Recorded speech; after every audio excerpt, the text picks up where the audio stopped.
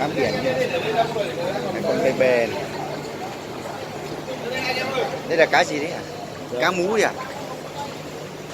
Hả? Cá mú. Đây là cua đúng không? Đây, cua biển đây. Cua biển này. Đấy, là to. Cua hải.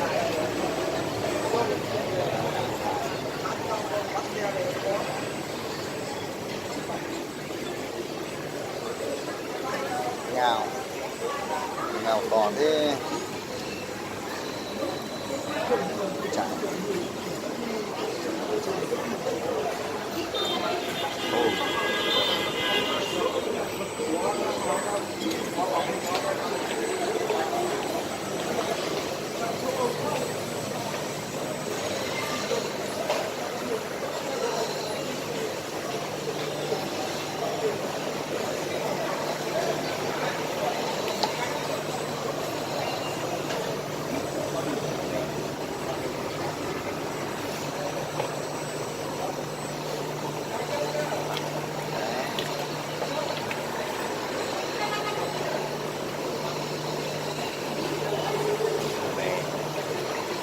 Đấy, chủ nhà hàng bắt đầu là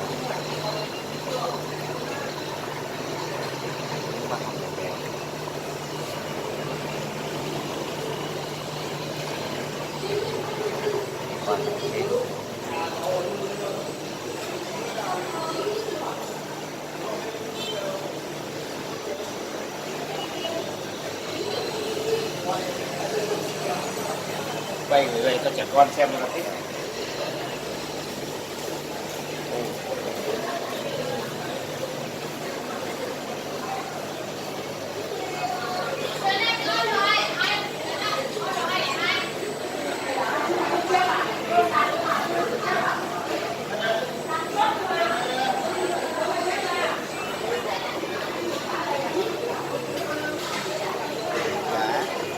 Cá mú đây à?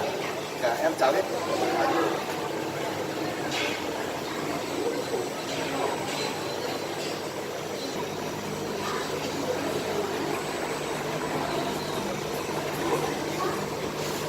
Bề bề nhá. Đây là con bề bề nhá, bề bề da ngon này. To, ngon. Tươi, ngon. Tuột đây này. Tuột